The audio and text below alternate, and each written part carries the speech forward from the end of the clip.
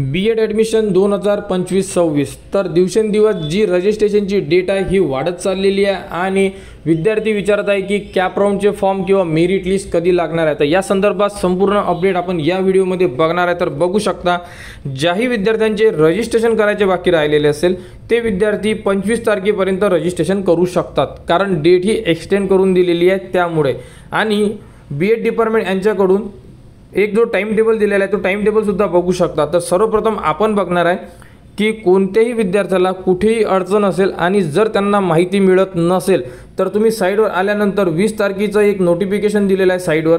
यामध्ये एक नंबर सुद्धा प्रोव्हाइड करण्यात आलेला आहे। या नंबरला तुम्ही कॉल करून तुमची जी क्वेरी असेल ते तुम्ही सॉल्व करू शकता असे आपल्याला B.Ed ॲडमिशन डिपार्टमेंट 2025-26 यांच्याकडून सांगण्यात आलेलं आहे आणि साइटवर सुद्धा मोबाईल नंबर देण्यात आलेला आहे।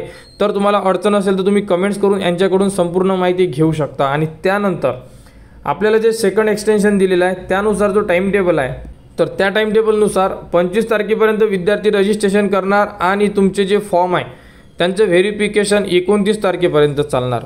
याचा अर्थ असा आहे की 29 तारखेपर्यंत आता कोणतीही अपडेट येणार नाही आहे। 29 नाही 25 तारखेपर्यंत पकडू आपण, कारण की 25 तारखेपर्यंत विद्यार्थी रजिस्ट्रेशन आहे।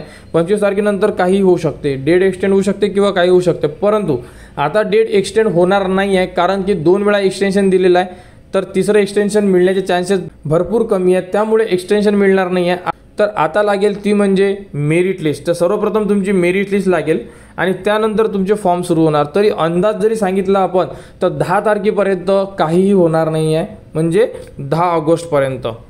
तरी 10 ऑगस्टपर्यंत कोणती अपडेट येणार नाही। 10 नंतर तरी आपली कॅप राऊंड सुरू होणार आहे। 10 पर्यंत आपली प्रोव्हिजनल मेरिट लिस्ट आणि फायनल मेरिट लिस्ट ह्या 2 गोष्टी होऊ शकतात। आणि त्यानंतर आपले कॅप राऊंडच्या 1चा जो फॉर्म आहे ज्यामध्ये आपल्याला कॉलेजेस ॲड करायचे आहे ती प्रोसेस सुरू होऊ शकते। तर अंदाजे असा टाइम टेबल राहू शकतो। आणि B.Ed ॲडमिशनबद्दल वेळोवेळी ज्याही प्रॉपर अपडेट येत आहे त्या तुम्हाला आपल्या चॅनलवर देणे सुरूच राहतात, शॉर्टमध्ये किंवा व्हिडिओमार्फत दोन्ही टाईपमध्ये तुम्हाला आपल्याकडून जी अपडेट आहे जी B.Ed ॲडमिशनकडून देण्यात येते त्याप्रकारे तुम्हाला संपूर्ण माहिती वेळोवेळी देणे सुरू आहे। तरी कोणत्याही विद्यार्थ्याला कुठेही अडचण असेल तर तुम्ही कमेंट्स करू शकता, कमेंट्सवर तुम्हाला संपूर्ण माहिती दिली जाणार आणि B.Ed ॲडमिशनबद्दल जीही पुढील अपडेट येईल ती सुद्धा तुम्हाला आपल्या चॅनलवर देण्यात येणार। त्यासाठी चॅनलच्या कनेक्टमध्ये राहा, चॅनलला सबस्क्राईब करा व हा व्हिडिओ इतरांपर्यंत शेअर करा।